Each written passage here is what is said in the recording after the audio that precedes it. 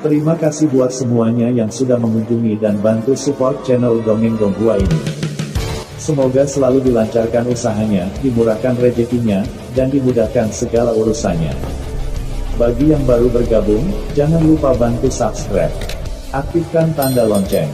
Klik like, komen, dan share channel Mimin ke penjuru alam semesta. Oke, mari kita kancutin ceritanya. The First Order, atau Di Sulai.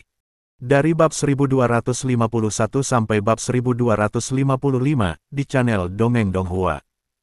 Bab 1251. Pilihan waktu.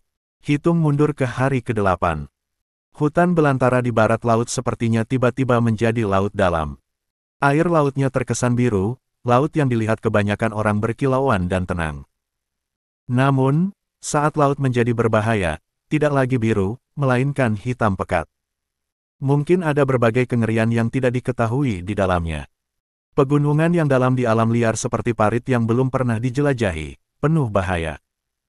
Sekilas, dasar dan ujung laut tidak bisa dilihat, dan semua orang hanya merasakan ketakutan sesaat. Urutan pertempuran Tinder dari divisi lapangan ke-6 yang dipimpin oleh Rubah Hitam sedang menjalani renovasi singkat. Mereka baru saja menyingkirkan pengejar kecerdasan buatan dalam sebuah umpan di selatan. Hal terpenting dalam perang gerilya adalah intelijen informasi, jadi sebelum Suke mengikuti P5092 dan mereka pergi, dia sekali lagi menghitung waktu ketika satelit kecerdasan buatan akan pergi. Sangat disayangkan bahwa sejak terakhir kali P5092 digunakan untuk menyetel kecerdasan buatan, kemungkinan munculnya titik buta setelah satelit melintasi orbit semakin berkurang. Dan perlu waktu 10 hari untuk menunggu peluang tersebut muncul lagi. Namun, peluangnya tidak besar, tetapi ada beberapa peluang kecil. Kemarin, Rubah Hitam memanfaatkan area buta satelit selama 3 jam dan tiba-tiba menyerbu unit artileri di belakang pasukan musuh, menyebabkan kerugian besar bagi lawan. Tapi itu 3 jam, dan 21 jam sisanya digunakan untuk melarikan diri. Tidak mungkin. Yang bisa dilakukan Rubah Hitam sekarang adalah melakukan yang terbaik, dan sudah sangat beruntung bisa bertemu dengan unit artileri lawan secara kebetulan. Meskipun mereka juga gagal menghancurkan unit artileri musuh, misi divisi lapangan ke-6 saat ini adalah untuk menunda waktu. Selama tim musuh mengejar, itu hasil yang bagus. Selama 21 jam melarikan diri, para pejuang Tinder bersembunyi tanpa tidur sampai semua orang kelelahan sebelum akhirnya melarikan diri dari pengepungan satu sama lain.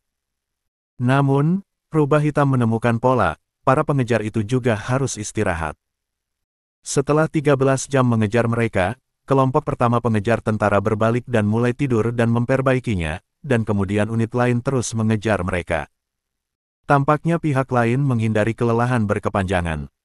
Rubah Hitam duduk di atas gundukan sambil melihat sekeliling, dan bergumam, apakah karena periode non-istirahat yang lama akan menyebabkan penurunan daya komputasi kecerdasan buatan. Jadi, ia harus melindungi servernya.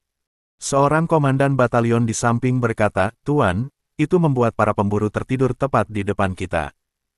Jelas terlihat merendahkan kita. Pada saat itu, kita harus langsung mengepalkan mereka." Rubah Hitam menepuk-nepuk debu dan kotoran di tubuhnya, "Lupakan, ini situasi yang sangat baik untuk melarikan diri dari malapetaka. Hantu itu tahu jika itu jebakan. Ngomong-ngomong, saya selalu ingin bertanya kepada Anda, Kepala P5 mengirim kami datang untuk melakukan tugas yang hampir mematikan itu, maukah kamu mengeluh?" Tentara Tinder di sekitar Rubah Hitam terdiam beberapa saat. Seorang pejuang T5 berkata sambil makan biskuit kompres, "Pasti salah mengatakan bahwa tidak ada keluhan di hati Anda. Meskipun rentang hidup setiap orang mungkin hanya berusia 40 tahun, mereka dapat hidup lebih dari 10 tahun. Bukankah begitu? Itu saja, tapi saat giliranku untuk berkorban, selalu agak sulit untuk menerimanya."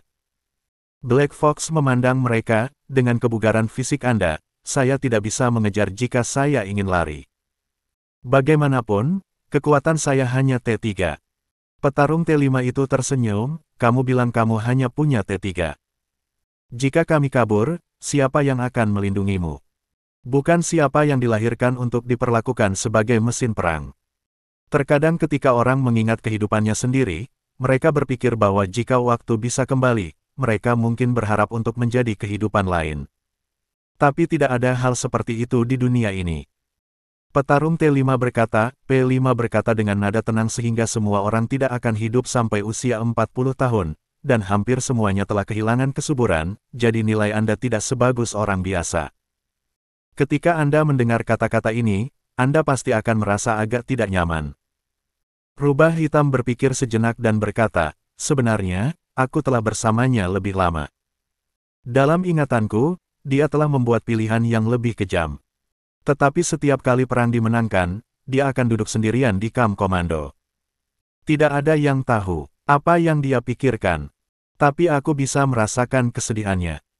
Saat semua orang mensubscribe channel Dongeng Donghua dan bersorak, dia bilang, Rubah Hitam, perang bukanlah hal untuk dirayakan, bahkan jika kita menang. Sejak saat itu aku ketahuilah bahwa dia sebenarnya tidak bahagia. Era ini memaksa beberapa orang untuk melakukan hal-hal yang tidak mereka sukai tetapi mereka kuasai. Ini berlaku untuk Ren Xiaosu, Qing Zheng, Zhang Jinglin, dan P5092. Seperti dalam kegelapan, zaman ini sedang memilih mereka tidak bisa memilih di zaman mana mereka dilahirkan. Petarung T5 di samping Rubah Hitam itu tersenyum dan berkata, Pak, kami semua mengerti apa yang Anda katakan. Nyatanya, Ketua P5 tidak mau seperti ini. Apakah ada gosip tentang Ketua P5? Mari kita bicarakan. Faktanya, kelompok orang ini tidak jauh berbeda dengan orang-orang biasa di luar perang, akan ada gadis-gadis tampan yang mereka sukai, dan mereka akan sangat tertarik dengan gosip. Rubah Hitam berpikir sejenak dan berkata, benar-benar ada hal seperti itu. Saya diwawancarai oleh Ketua P5 ketika saya masih di Akademi Militer, dan kemudian dia dengan jelas mengatakan kepada saya bahwa saya akan dipindahkan ke Divisi 3. Saya bertanya kepada guru tentang kepala P5. Saya ingin tahu apakah rumor itu bisa dipercaya atau tidak. Alhasil, guru saya juga mengajari Komandan P5 saat itu. Dia mengatakan kepada saya bahwa Komandan P5 itu punya gen T4 dan dia ingin langsung pergi ke barak. Dia tidak mau membunuh saat itu, jadi dia bekerja keras. Setelah belajar dan memasuki Akademi Militer sebagai pos sipil, dia perlahan-lahan menjadi urutan komando. Kemudian guru dengan kejam menghancurkan ilusinya dan mengatakan kepadanya bahwa menjadi komandan berarti menggunakan otaknya untuk membunuh lebih banyak orang. Itu terlalu menyedihkan.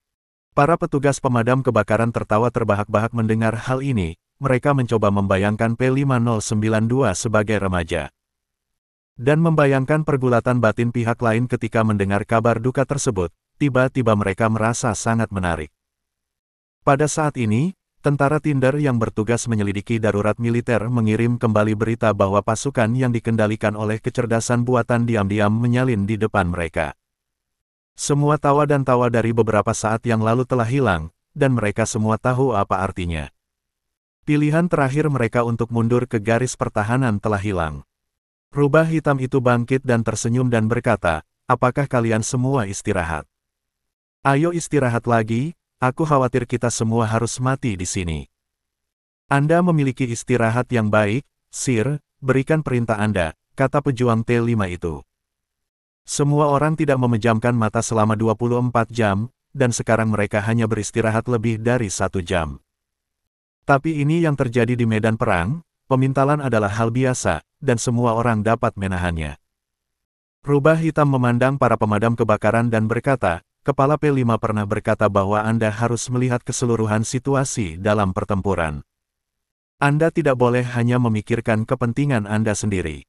Individu harus mengabdi pada kemauan kolektif.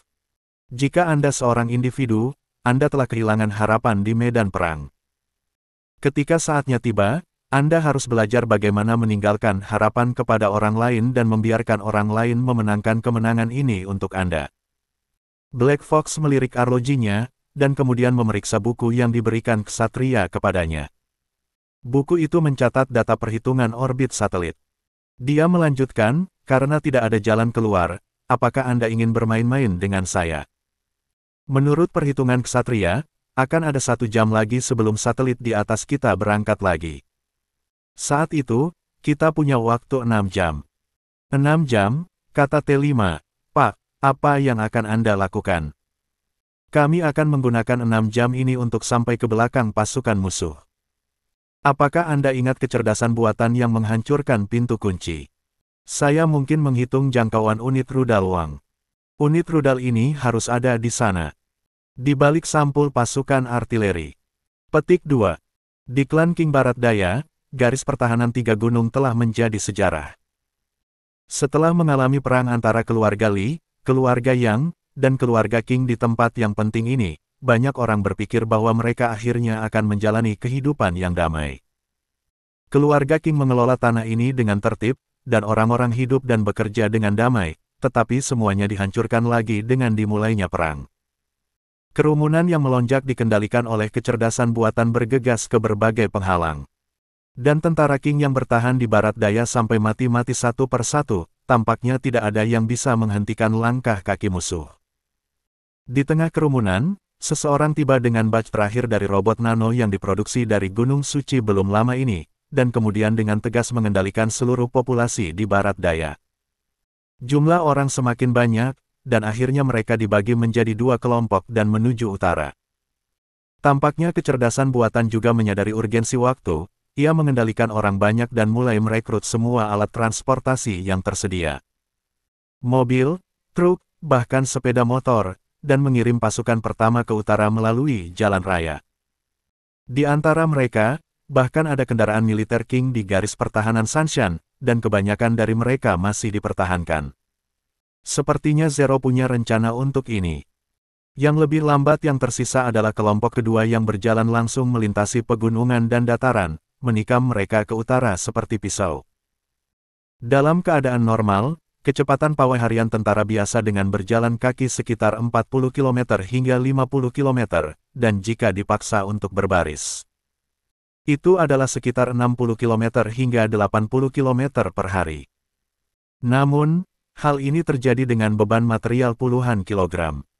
Namun pasukan kecerdasan buatan tidak perlu membawa beban, paling banyak membawa beberapa senjata dan perlengkapan. Setiap orang dapat membawa maksimal 8 kg jika itu adalah mortir dan perlengkapan lainnya, 4 orang akan membawanya bersama. Selain itu, kecuali 8 jam tidur sehari, orang-orang yang dikendalikan ini meningkat hampir setiap menit. Ada kelompok orang lain yang membantu memijat dan meregangkan otot saat tidur, dan tidak makan sama sekali, rata-rata waktu makan untuk setiap kali makan hanya 4 menit. Tidak perlu hiburan, tidak ada fluktuasi emosi. Kekuatan ini maju dengan kecepatan 130 km per hari, jika tidak terjadi apa-apa, mereka bisa mencapai sekitar Fort 178 dalam waktu sekitar 8 hari. Jika Zero memiliki kendali yang cukup atas gaya ini, mereka mungkin bisa melaju lebih cepat. Di seluruh peta perang, pasukan kecerdasan buatan dibagi menjadi 4 kelompok, seperti 4 anak panah tajam, masing-masing mengarah ke benteng 178. Bab 1252, Perang Terakhir. Hitung mundur hingga hari ke-7. Divisi ke-6 yang dipimpin oleh P5092 tiba di garis pertahanan sesuai jadwal. Ketika dia tiba, dia merasa banyak orang yang memandangnya dengan cara yang aneh. Tampaknya ada kecurigaan dan kecemburuan. Ren Xiaosu menyapanya di luar markas dan berkata dengan lugas, "Komandan Zhang telah menyampaikan maksudnya kepada semua jenderal.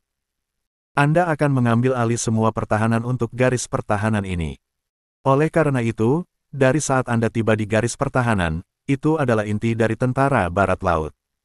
Komandan tertinggi di Dewan. P5092 membeku sesaat, dia akhirnya tahu mengapa semua orang memandang dirinya dengan tatapan itu. Dia bertanya-tanya, apakah ini sejalan dengan prosedur? Saya tidak memiliki posisi sebenarnya di Angkatan Darat Barat Laut. Apakah agak sulit untuk membiarkan saya menjadi orang luar sebagai komandan militer tertinggi? Akibatnya, Zhang Jinglin keluar dari kamp komando saat ini, peradaban manusia dipertaruhkan. Jika Anda masih berpegang pada aturan masa lalu saat ini, maka Anda akan tidak bertanggung jawab kepada semua orang. Fakta telah membuktikan bahwa Anda adalah orang yang paling cocok untuk posisi ini, saya yakin Anda bisa melakukannya. P5092 terdiam selama beberapa detik sebelum tiba-tiba berkata kepada Wang Yun.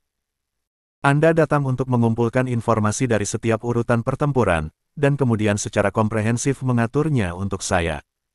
Anda tahu apa yang saya butuhkan. Sambil berkata, P5092 berjalan langsung ke kamp komando. Semua staf tempur datang untuk melapor kepada saya, dan kemudian menceritakan masalahnya masing-masing dengan Wang Yun sehingga dia dapat memahami kemajuan pekerjaan Anda. Setelah dia memasuki kamp komando, dia benar-benar melepas jaketnya yang kotor dan robek dan duduk di posisi teratas ruang konferensi. Seolah-olah dia telah duduk di sini selama beberapa dekade, itu sangat alami. Tidak ada alasan, tidak ada kemunafikan, tidak ada tinta. P5092 dengan cepat memasuki perannya hanya dalam beberapa detik. Orang-orang lain di tenda komando saling memandang, tidak tahu bagaimana harus bereaksi, bukan karena mereka tidak bekerja sama. Tapi karena P5092 memasuki peran itu begitu cepat sehingga mereka sedikit bingung. Pada saat ini, P5092 dengan dingin menatap ke arah perwira staf tempur, apa yang kamu lakukan dalam keadaan linglung. Begitu komentar ini keluar, semua staf tempur dengan cepat memilah informasi yang dibutuhkan oleh P5092 dan menyerahkannya kepada Wang Yun untuk diringkas dan disortir. Untuk P5092, tidak ada yang lebih penting dari kemenangan dalam perang ini karena Zhang Jinglin bersedia membiarkannya menjadi komandan militer tertinggi dan dia juga yang paling cocok untuk posisi ini. Tidak perlu mengundurkan diri. Mungkin melakukan bagian saya seperti ini akan membuat beberapa orang merasa tidak nyaman, tetapi itu tidak masalah. P5092 percaya bahwa Marsal muda akan membantunya menyelesaikan masalah ini. Di luar kamp komando, banyak orang diam-diam menyimak channel Dongeng Donghua dan melihat ke arah Zhang Jinglin, ingin melihat bagaimana reaksinya setelah rebut kekuasaan P5092 yang tidak dibenarkan. Hasilnya, Zhang Jinglin tersenyum dan berkata, itu memang kandidat yang paling cocok. Tentara Northwest sekarang membutuhkan seseorang yang hanya ingin menang untuk memimpin semua orang menuju kemenangan. Selain itu seharusnya tidak dipikirkan. Saat ini, Wang Yun dengan cepat mengumpulkan data dari setiap unit tempur, proporsi veteran, proporsi rekrutan, proporsi usia, dan rasio persenjataan. Wang Yun bahkan meminta kepada staf tempur untuk pergi ke kantor urusan militer untuk mendapatkan laporan pertempuran sebelumnya dari pasukan tempur tersebut. Ia pernah mencatat berapa jumlah amunisi yang dikonsumsi suatu unit tertentu dalam perang tersebut, berapa korban yang ditimbulkan musuh, dan berapa korban yang dideritanya. Dalam pikiranku sendiri, semua ini dapat dengan cepat membandingkan pasukan mana yang paling mampu bertempur, mana yang dapat mengatasi kesulitan, dan mana yang dapat digunakan di posisi tertentu. Dengan data megah seperti laut ini, Wang Yun dapat dengan cepat menyortir ke dalam kategori di istana ingatan pikirannya hanya dengan melihatnya. Dan semua ini adalah yang paling dibutuhkan P5092. Tentara Northwest tidak memiliki kekuatan komputasi yang kuat dari kecerdasan buatan, bahkan Wang Yun tidak bisa, tetapi dia dapat mencoba membuat kompensasi. Setelah King Zhen dan Luo Lan mendengar bahwa P5092 mengambil alih komando militer, mereka juga datang ke kamp komando seolah-olah mereka sedang hidup. Ketika mereka memasuki kamp komando, mereka kebetulan mendengar P5092 bertanya kepada Wang Yun, bagaimana cuaca saat ini dalam 10 tahun pertama dalam sejarah. Wang Yun menjawab, dalam 7 hari ke depan, hari pertama akan 10 cerah dan tidak ada hujan, hari kedua akan 8 cerah dan 2 hujan. Hari ketiga akan 7 hujan dan 3 cerah. Tampaknya musim hujan musim gugur akan segera masuk, front dingin utara mengarah ke selatan, hujan lebat segera akan datang. P5092 mengangguk, bersiaplah untuk perang pada hari-hari hujan. Berapa lama hujan akan bertahan? Kemungkinan besar adalah 3 hari, kata Wang Yun. Gaya perintah P5092 sebenarnya agak mirip dengan kecerdasan buatan, mulai dari detail, dan sama kalem dan berdarah dingin. Ketika King Zhen di samping mendengar informasi yang dikumpulkan Wang Yun untuk P5092, dia tiba-tiba berkata kepada Luo Lan. Jika ada bakat seperti itu di sekitarku pada awalnya, keluarga Li dan keluarga yang mungkin akan dihancurkan lebih cepat. Pada saat tertentu, King Zhen sebenarnya sedikit iri dengan P5092 yang mendapatkan bantuan seperti itu. Tiba-tiba, P5092 mengangkat kepalanya dan berkata kepada Ji Xiang, Xiang, saya ingin kamu pergi ke Batalion Engineer 129 dan saya di posisi 314. Tempat ini sangat penting. Pastikan pasukan musuh yang lewat di sana mengalami kerusakan yang lebih parah. Kecerdasan buatan memiliki kemampuan untuk mengidentifikasi ranjau darat, sedangkan pihak lain hanya perlu melihat tanah di tanah untuk menentukan tempat penggaliannya. Tapi tembakan Ji Xiang berbeda. Di satu sisi, dia mengubur ladang ranjau bahkan tanpa menggali, yang sangat efisien. Di sisi lain, Ji Xiang sepenuhnya mampu menyamarkan tanah yang telah digali dengan cara yang sama seperti biasanya. Posisi 314 adalah jalan utama menuju inti garis pertahanan. Jika pasukan mekanik Wang tiba, mereka harus lewat di sana. Dan kemudian titik dukungan pertahanan dari garis pertahanan belakang dapat dimasukkan dalam jangkauan daya tembak. Tetapi jika Ji Xiang meletakkan ranjau anti-tank di sana, mungkin sulit bagi pasukan mekanik untuk datang sementara. Tidak perlu memblokir jalan sepenuhnya, yang dibutuhkan P5092 hanyalah penundaan. Ji Xiang menjawab, "Oke, saya akan melapor ke Kam Teknik untuk memastikan bahwa tugas selesai." Setelah Ji Xiang tiba, bahkan pembangunan garis pertahanan ini telah dipercepat. Sekarang Ji Xiang belum tidur selama 19 jam, tetapi ketika P5092 dipesan, dia masih bersemangat untuk melakukan tugas.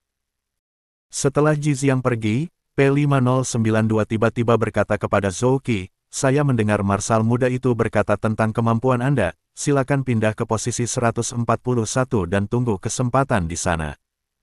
Zhou Qi mengangkat alisnya, "Apakah Anda memerintahkan saya? Saya bukan dari tentara Northwest Anda." "Ada masalah?" tanya P5092. Zhou Qi mengerutkan bibirnya dan menjadi lebih lemah, "Pergi dan pergi. Tapi kamu harus memberitahuku apa yang aku lakukan di masa lalu." "Bersiaplah," P5092 berkata, "saya juga berharap Anda tidak akan berguna. Adapun apa yang Anda ingin Anda lakukan di sana, Anda akan tahu nanti."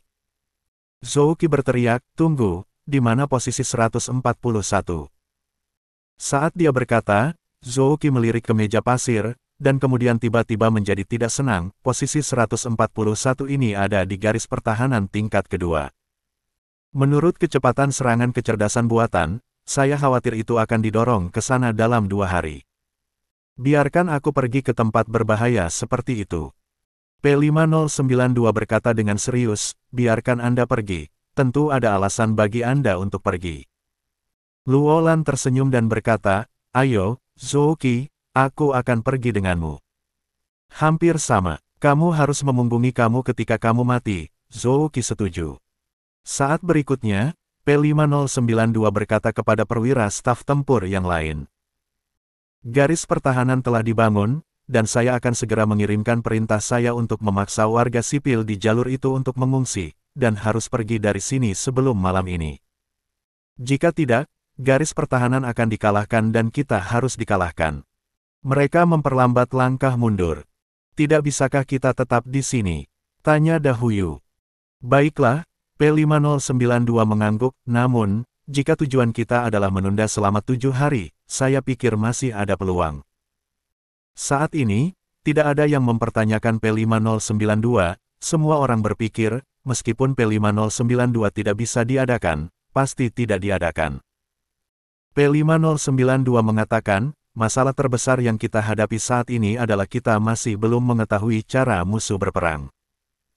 Sebelum kata-kata selesai, King Zhen meminta Sumen untuk mengirimkan setumpuk laporan pertempuran yang tebal. Ini adalah data yang diperoleh pasukan King di garis pertahanan Sanshan. Setiap kata sangat berharga. Jika Anda ingin memenangkan perang, Anda harus mengenal diri sendiri dan lawan Anda. King Zhen tahu bahwa Northwest adalah garis pertahanan terakhir bagi peradaban manusia. Oleh karena itu, meskipun garis pertahanan 3 pegunungan akan dikalahkan, ia harus mengumpulkan data yang cukup terlebih dahulu, dan kemudian membawanya ke barat laut tanpa gagal. Saat melawan garis pertahanan 3 pegunungan, bahkan jika dia sibuk, dia akan meminta King Yi untuk memilah laporan pertempuran. Semua yang dia lakukan pada saat itu adalah untuk saat ini. Dengan cara ini, tentara Northwest dapat menghindari jalan memutar. Pada saat ini, seorang perwira militer berlari ke arah Ren Xiaosu, "Marsekal, ada seorang lelaki tua di luar yang tiba di garis pertahanan bersama para pengungsi. Dia berkata itu adalah teman lama Anda dan ingin melihat Anda. Tapi anehnya, dia masih membawa sekelompok besar anak-anak setengah baya. Ren Xiaosu, yang telah mendengarkan penyebaran pertempuran P5092, terkejut sejenak, teman lamaku. Ya, dia bilang dia tidak masuk akal, dan dia punya hal-hal penting yang harus diberitahukan kepadamu, kata petugas itu. Biarkan dia datang ke sini dengan cepat, kata Ren Xiaosu. Omong kosong telah buta sejak dia meninggalkan Los Angeles, dan hanya sedikit orang yang tahu apa yang dia lakukan. Segera, omong kosong datang dengan tenang, dan dia berkata terus terang, saya telah mengumpulkan beberapa intelijen di sini, yang mungkin berguna bagi Anda. Keluarga King di Barat Daya telah dikalahkan sepenuhnya, dan kecerdasan buatan datang ke sini dalam 2 gelombang. Musuh dari Central Plains juga dibagi menjadi 2 kelompok. Satu kelompok berurusan dengan tentara Barat Laut Anda, dan yang lainnya langsung menuju garis pertahanan. Xiaosu, kami tidak bisa mengalahkannya. Garis pertahanan ini tenggelam oleh kerumunan orang banyak. Ini hanya hitungan hari. Mata P5092 berbinar, dan omong kosong memberinya informasi yang sangat berguna. Setidaknya dia sekarang tahu dari arah mana musuh akan datang dan berapa banyak pasukan musuh di sana. Ngomong-ngomong, di mana Li Sentan? Ren Xiaosu bertanya omong kosong. Omong kosong dan berbisik, tidak buruk jika Anda bisa memikirkannya. Tidak ada gunanya dia menganggap Anda sebagai teman. Dia pergi ke hutan hujan lebih jauh ke selatan Zhou. Saya bertemu dengannya beberapa hari yang lalu, tetapi dia tidak mengikuti saya. Bangun ke barat laut. Lalu kemana dia pergi? Ren Xiaosu bertanya-tanya. Omong kosong berkata, aku tidak tahu kemana dia akan pergi. Dia hanya berkata, apa yang dia janjikan sebelumnya, kali ini harus bisa dilakukan. Garis pertahanan Angkatan Darat Barat Laut menggunakan Gunung Lingxia, Gunung Jishi, Gunung Yongjing, dan Gunung Sigu sebagai simpul untuk menetapkan titik dukungan pertahanan.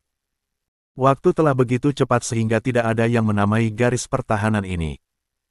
Ketika P5092 sibuk mengerahkan pasukan, Zhang Jinglin membicarakan hal ini dengan Ren Xiaosu. Itu pengapuran, kata Ren Xiaosu. Ini adalah momen tergelap peradaban manusia, tapi mereka harus menyimak channel Dongeng Donghua dan menunggu terang di sini. Zhang Jinglin segera mengerti apa yang dimaksud Ren Xiaosu, malam sebelum fajar adalah yang paling gelap, tetapi hanya perlu bertahan saat ini sebelum fajar. Itu garis pertahanan fajar, Zhang Jinglin mengangguk. Warga sipil di Dawn Defense lain mulai dievakuasi secara paksa. Pengungsi Northwest yang telah tinggal di belakang berteriak satu persatu untuk hidup berdampingan dan mati dengan garis pertahanan. Pada pukul 10 malam, hampir tidak ada warga sipil di seluruh garis pertahanan, dan hanya tentara Barat Laut yang tersisa untuk bertempur di sini.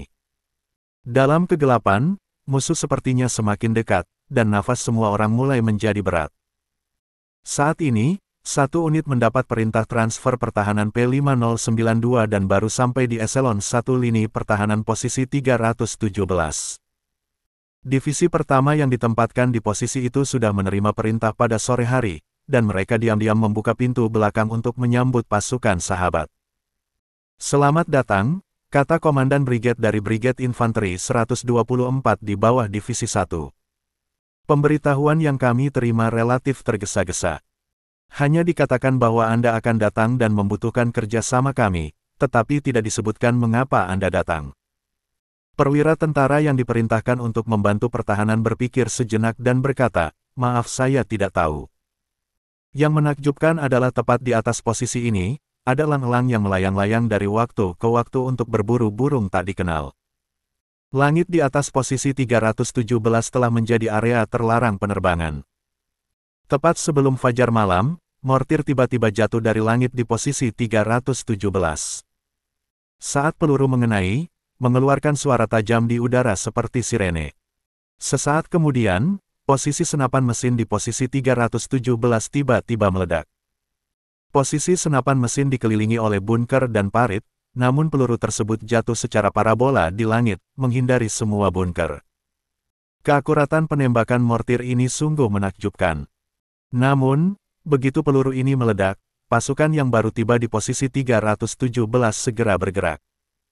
Mereka memasang mortir di belakang posisi tersebut dan kemudian melancarkan serangan bom putaran pertama ke hutan di luar posisi 317. Tidak perlu membidik, sesuaikan saja mortar dengan kisaran batas. Sebelum datang, Wang Yun memberi mereka perintah atas nama P5092. Kecerdasan buatan sangat bagus dan suka melakukan pemboman mortir pada jarak batas, tapi ini juga berarti bahwa jarak antara kita dan mereka sebenarnya sudah pasti.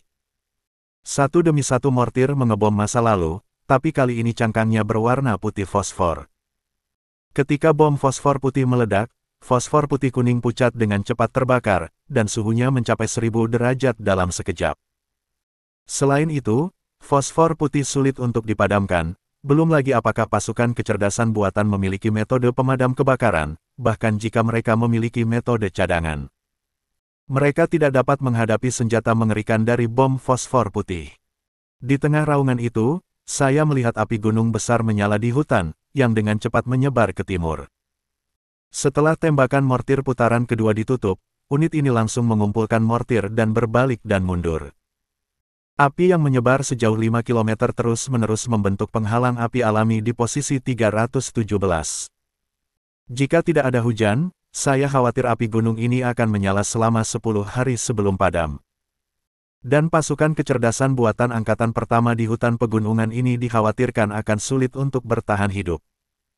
Pasukan pertahanan bersama datang ke sini hanya karena P5092 mengatakan bahwa jika kecerdasan buatan memilih solusi terbaik untuk menyerang, maka perebutan posisi 317 akan menjadi tempat yang paling menguntungkan, karena posisi 317 berada di eselon 1 dan memiliki dampak terbesar pada seluruh lini pertahanan belakang.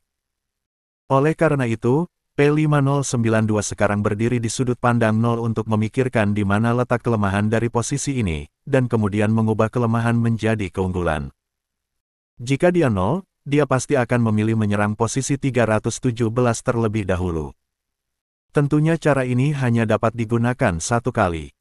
Tapi permainan seperti permainan itu sendiri bisa sedikit memanfaatkan. Adapun apakah bom fosfor putih terlalu kejam setelah digunakan, ini tidak termasuk dalam lingkup P5092. Karena posisi 317 cocok untuk bom fosfor putih yang menyebabkan kerusakan terbesar pada hutan, maka bom fosfor putih harus digunakan untuk membentuk penghalang pembakaran.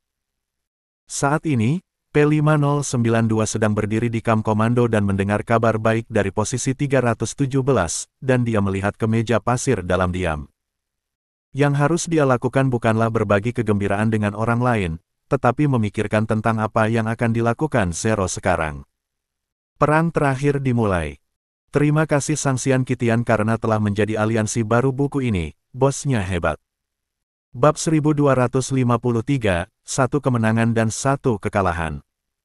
Hitung mundur hingga hari ke-6. Serangan tentatif pertama dari kecerdasan buatan dihadang oleh kebakaran hutan, dan sejumlah besar pasukan di hutan itu dibakar sampai mati di pegunungan. Bahkan jika manusia yang dikendalikan oleh kecerdasan buatan mendekati tubuh yang sehat, yang sebenarnya, bagaimana orang bisa berlari melewati api? Hutan, musim gugur, kebakaran gunung, P5092 akan sepenuhnya menggunakan medan yang menguntungkan, tetapi metode ini harus digunakan secepat mungkin. Karena mereka semua tahu bahwa hujan lebat akan datang. Inilah pentingnya mengetahui cuaca, jika P5092 telah bekerja keras untuk menyelamatkan pembunuh besar ini sampai akhir, dan hasilnya adalah hujan yang membuat metode penting tidak dapat digunakan. Itu akan menjadi kerugian besar.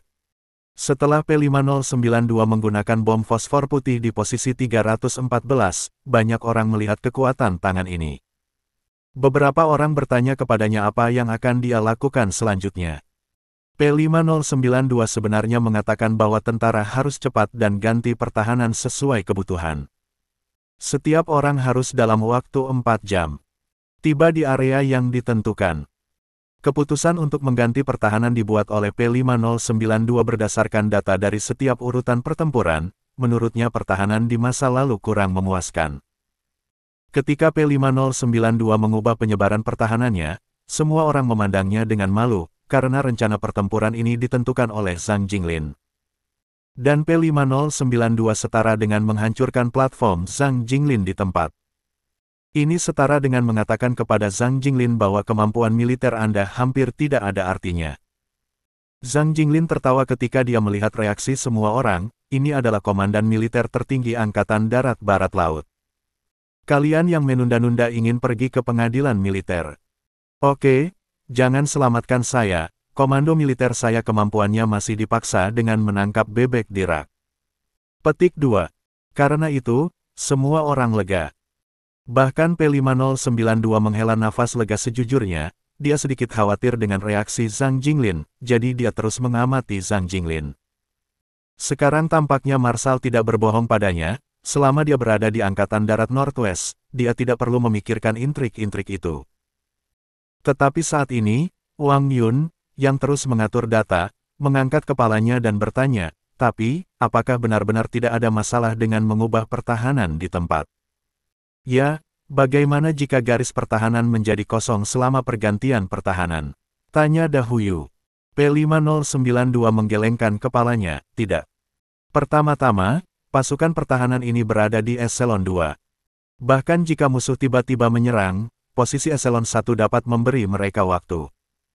Kedua, kecerdasan buatan yang selalu menyukai operasi yang bagus. Kami menebang pohon untuk membuat sabuk isolasi, jadi kami tidak bisa menyerang kami. P5092 sangat jelas bahwa metode bom fosfor putih ini hanya dapat digunakan sekali. Di masa depan, sebelum pasukan tempur kecerdasan buatan lainnya memulai serangan mereka, mereka pasti akan memotong zona isolasi di area yang berbeda terlebih dahulu. Untuk mencegah Angkatan Darat Northwest mengulangi keterampilan lamanya. Faktanya juga benar. Lebih jauh ke belakang, pasukan kecerdasan buatan dengan cepat menebang pohon yang jaraknya puluhan kilometer untuk membuat zona isolasi. Yang benar-benar mengisolasi kebakaran hutan dan menghindari lebih banyak kerugian berikutnya. Beberapa jam kemudian, semua pasukan telah mengubah pertahanan mereka dan masih tidak ada musuh untuk menyerang. Sekarang semua orang benar-benar yakin dengan P5092. Dan bahkan jelas apakah musuh akan menyerang. Apa selanjutnya? Tanya Wang Yun, ada ide bagus. P5092 menggelengkan kepalanya, pertempuran berikutnya akan sulit, dan pasukan yang diseret oleh rubah hitam mungkin sudah mendekati kita. Di selatan, dua kelompok pasukan musuh di klan Qing akan segera menyusul. Tiba di medan perang, sekarang kita pusing menghadapi kekuatan musuh. Aku hanya berharap kita masih bisa mendapatkan keberuntungan dalam perang ini. Lakukan segalanya dan patuhi takdir. Apa yang harus datang selalu datang. Ketika kecerdasan buatan telah membentuk sabuk isolasi api yang cukup di luar garis pertahanan, ia akan menyerang lagi. Di luar posisi 317, Jixiang dan tentara dari Batalion Insinyur menanam ribuan ranjau dalam beberapa jam. Di antara mereka, ranjau anti-tank adalah yang utama, dan ranjau anti-infanteri tersebar, membelokkan jalan di luar posisi 317 dan di sebelah kiri langsung menjadi ladang ranjau yang menakutkan. Setiap kali ladang ranjau semacam ini terkubur, itu akan membawa bahaya besar yang tersembunyi setelah perang dan menjadi zona terlarang kehidupan. Tidak ada yang berani menginjakkan kaki di tempat seperti itu. Bahkan para prajurit Batalion Insinyur yang menguburkan tambang mungkin tidak ingat di mana tambang itu dikuburkan. Orang biasa yang tidak sengaja masuk pun tewas. Namun, P5092 tidak bisa mengatur segalanya setelah kemenangan, tidak mudah untuk menang. Benar saja, seperti yang diharapkan oleh P5092, ketika kecerdasan buatan nol menganalisis solusi optimal, ia memilih untuk melewatkan gaya mekanis Wang di sini. Tetapi sesuatu yang tidak terduga terjadi, ranjau anti-tank itu tidak memainkan peran yang seharusnya. Di luar ladang ranjau, ada serbuan orang datang. Yang aneh adalah orang-orang ini mensubscribe channel Dongeng Donghua dan membawa satu di punggung mereka dan berbaris menuju ladang ranjau dalam formasi seperti karpet. Prinsip ranjau anti-tank sebenarnya lebih banyak bahan peledak dan sekering tekanan yang sulit dipicu oleh infanteri. Fuse ini membutuhkan berat 180 kg untuk ditekan, dan tidak mudah bagi orang normal untuk menemukan berat lebih dari 180 kg, terutama di militer. Prajurit di Angkatan Darat melakukan latihan sepanjang tahun dan memiliki lemak tubuh yang sangat rendah. Beberapa dari mereka memiliki berat lebih dari 180 kg. Hal yang sama berlaku untuk tentara yang dikendalikan oleh kecerdasan buatan setelah latihan paling ilmiah, tubuh mereka telah lama mencapai standar kesehatan. Namun, kecerdasan buatan sebenarnya memiliki cara untuk meningkatkan bobot prajurit individu, dan kemudian menggunakan metode paling langsung untuk menambang tubuh manusia. Kekuatan mekanik adalah benteng infanteri. Ketika perang mulai menjadi sengit, kecerdasan buatan harus memilih untuk mempercepat kemajuan kekuatan mekanik. Di ladang ranjau, suara gemuruh bergema di pegunungan. Tentara di posisi 317 dapat mendengar suaranya, tetapi ketika mereka senang mengira ladang ranjau tersebut telah berhasil memblokir unit mekanik musuh. Mereka melihat melalui teleskop bertenaga tinggi. Untuk pemandangan yang menakjubkan ini, kehidupan yang tak terhitung jumlahnya memasuki ladang ranjau satu demi satu. Ketika seseorang menginjak ranjau darat, mereka terus berjalan tanpa henti, dan kemudian mereka dibunuh oleh ranjau darat yang memicu sumbu. Tidak ada izin ranjau, tidak ada deteksi. Semua manusia yang dikendalikan oleh kecerdasan buatan ibarat ngengat yang sedang memadamkan api. Pada saat ini kehidupan seakan-akan telah kehilangan makna dan hanyalah sebuah alat sederhana.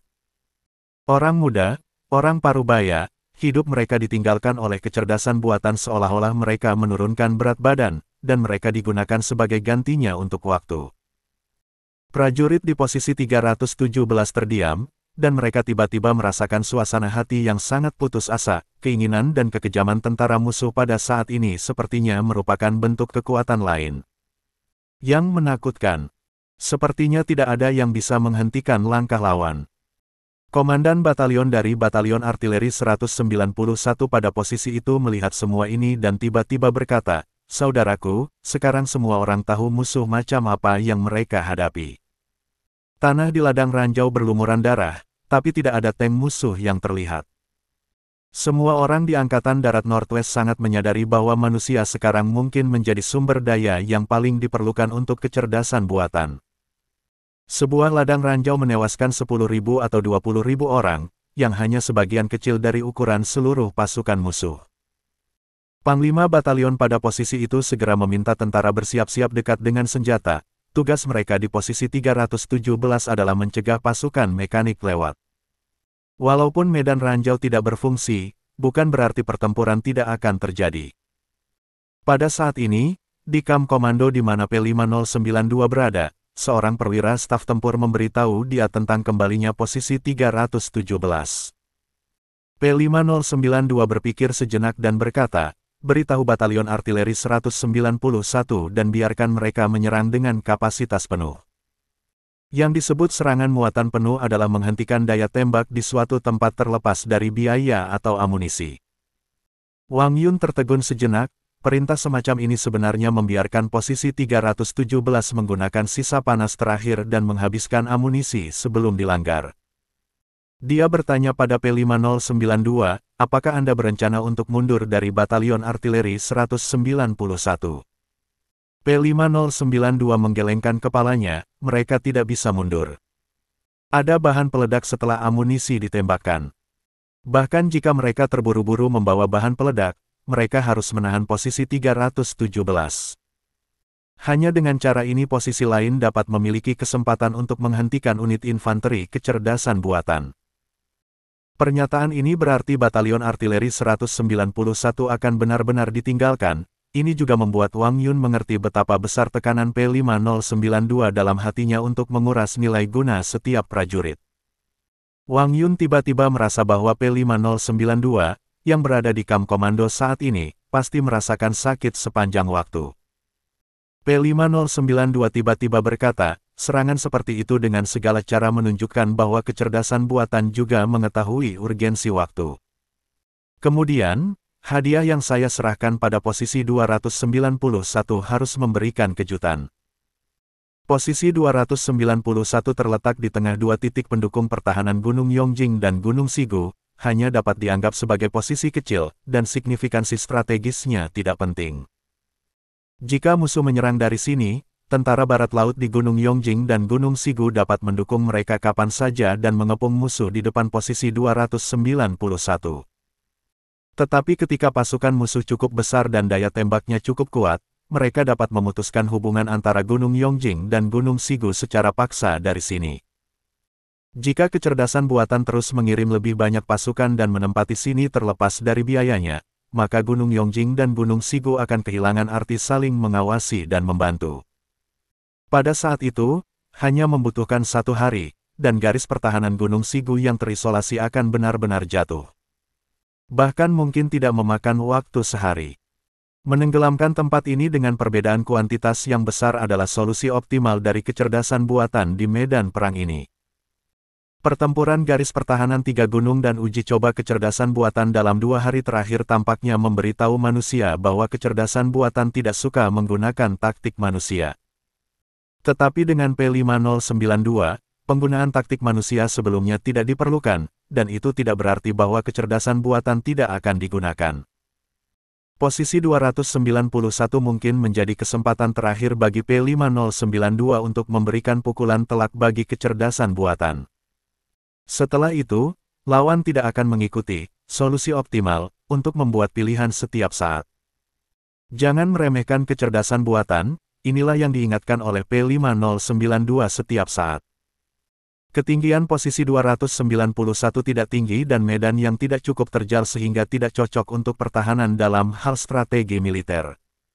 Tetapi medan perang tidak pernah statis. Terkadang, beberapa faktor penentu yang halus dapat membalikkan situasi. Kejutan yang ingin diberikan P5092 kecerdasan buatan adalah Zhou Yingsui, Ren Xiaosu, dan Yang Xiaojin. Pisau paling tajam harus digunakan bersama di tempat yang paling kritis. Pada saat ini, lebih dari 10 km dari posisi 291, lautan manusia yang bergolak mengalir ke posisi tersebut, seperti tsunami yang menghancurkan bumi. Tsunami datang dari jauh dan dekat, dan manusia dengan senjata berlarian di hutan. Namun, pada saat ini, jaringan tanaman merambat hijau terbuka, dan tentakel tajam menembus tubuh musuh satu persatu, menghisap darah. Dan kemudian mengubah darah menjadi energi kehidupan untuk diberikan kembali kepada Zhou Yingsui. Jika tidak ada tanaman merambat yang hilang, maka energi kehidupan Zhou Yingsui sendiri akan terus berkembang, mungkin suatu saat dari perubahan kuantitatif ke perubahan kualitatif. Namun, kecerdasan buatan memiliki pengalaman yang cukup untuk menangani perayap dinding. Ketika Zhou Yingsui berada di pos, dia tidak punya pilihan selain memanfaatkan orang banyak. Dan hanya bisa kehilangan energi kehidupan tanpa alasan. Saat berikutnya, kerumunan yang bergejolak menghantam jaringan perayap dinding, tetapi setiap kali seseorang ditahan dan ditembus oleh perayap dinding, orang lain akan datang untuk membantu merobek tanaman merambat. Di antara kerumunan, pembagian kerja sangat jelas, dan bahkan beberapa tentakel harimau yang merayap ditangkap terlebih dahulu sebelum mereka menembus kulit target. Ketika yang transenden menghadapi pasukan semacam ini seperti mesin presisi, tampaknya sedikit tidak berdaya. Namun, karena P5092 meminta Zhou Yingsui dan yang lainnya untuk tinggal di sini untuk membantu pertahanan, tentu saja mereka memiliki tindakan pencegahan baru. Di dalam hutan, tiba-tiba ada semburan kentang yang lebat entah dari mana. Kentang itu sebesar kepala. Saat disemprot, mereka mengeluarkan suara mendengung di udara.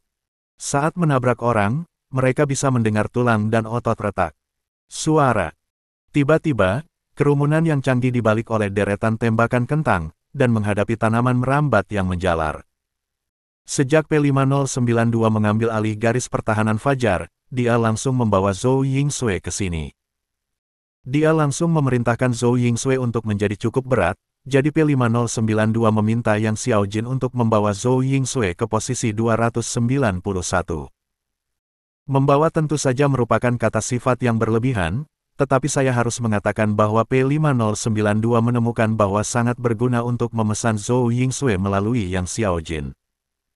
Zhou Yingsui hampir berdarah karena kutukan P5092 di dalam hatinya, tetapi dia jujur dan berperilaku sangat baik. Dia diam-diam menanam ribuan penembak kentang dalam 1 hari di depan posisi 291. Setelah menanam, Zhou Yingsui sebenarnya sedikit kelelahan. Harimau panjat dinding hanyalah gertakan. Sekarang penembak kentang membalikkan barisan depan musuh, dia buru-buru mengambil kesempatan Sekarang penembak kentang membalikkan barisan depan musuh, dia buru-buru mengambil kesempatan untuk mengambil darah untuk menutupi kekurangannya. Hanya dengan cara inilah lingkaran kebajikan dapat dibentuk. Sebelumnya, Ren Xiaosu tidak mengizinkannya menyerap energi kehidupan manusia, tetapi sekarang situasinya telah membahayakan titik ini, dan tentu saja dia harus melakukan segalanya. Dalam menghadapi malapetaka yang tak terbatas ini, seluruh dunia seakan-akan jatuh ke dalam kegelapan. Para prajurit di garis fajar tampak bertekad, namun nyatanya, ada perasaan putus asa yang tumbuh di hati setiap orang. Pada saat ini, Ren Xiaosu mengizinkan Zhou Yingsui menggunakan cara-cara yang luar biasa, tidak lagi peduli dengan kebaikan dan moralitas yang konyol, dan berjuang untuk orang-orang yang masih hidup. Era ini mungkin tidak dapat menghasilkan kepolosan, tetapi kegelapan mutlak akan menghasilkan cahaya. Namun, metode Zhou Yingsui juga ada batasnya, meskipun penembak kentang harus lebih kuat saat keluar dari tangannya, penembak kentangnya hanya memiliki 100 amunisi setiap hari. Apalagi setelah musuh melepaskan tembakan, banyak penembak kentang yang dipukul. Meski begitu, Zhou Yingsui masih bisa mengubur ratusan ribu pasukan musuh di sini. Tapi setelah mengubur ratusan ribu ini, jumlah ini bukanlah batas musuh.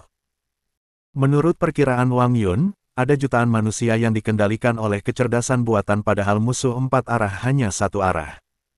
Setelah beberapa jam, penembak kentang secara bertahap kehabisan amunisi. Energi kehidupan mulai memenuhi kebutuhan lagi, tanpa halangan penembak kentang, pasukan musuh dengan cepat mengatur ulang formasi mereka dan merobek tanaman merambat yang telah menjerat mereka.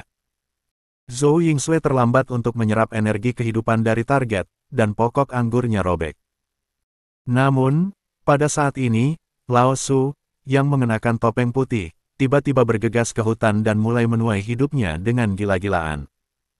Saat pasukan kecerdasan buatan melihat Lao Su, mereka segera melepaskan tembakan dan terjalin menjadi blokade daya tembak.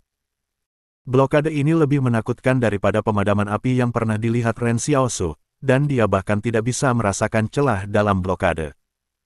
Di posisi 291, Ren Xiaosu, Yang Xiaojin, dan Zhou Yingsui berdiri berdampingan, dan semua orang tiba-tiba merasa sedikit lemah. Terutama Yang Xiaojin, kemampuannya sendiri adalah memenggal kepala, tetapi sekarang pemenggalan tidak ada artinya. Mungkin dia masih bisa membunuh lebih dari 1000 orang sehari seperti Zhuo Yunsan, tapi itu tetap tidak masuk akal. Zhou Yingsui memandang Ren Xiaosu dengan penuh semangat, "Guru, energi hidup saya hampir tidak cukup. Setiap kali saya tidak dapat menyerap banyak, tanaman merambat robek." Namun, Ren Xiaosu tiba-tiba berkata, "Tunggu, sepertinya aku telah memikirkan sesuatu." Saat berikutnya, Ren Xiaosu berjalan ke tempat di mana tidak ada siapa-siapa, dan berkata, "Daxing Northwest." Pintu langit berbintang terbuka, dan kekuatan hisap yang tak tertandingi muncul di pintu, dengan paksa menarik makhluk di belakang pintu ke posisi 291. Setelah gerbang bintang terbuka, Ren Xiaosu segera mundur, dia dan Yang Xiaojin sama-sama memegang penembak jitu hitam di tangan mereka, bersiap untuk membunuh makhluk tak dikenal di belakang gerbang. Alhasil, apa yang dipanggil Stargate kali ini ternyata adalah paus biru di laut.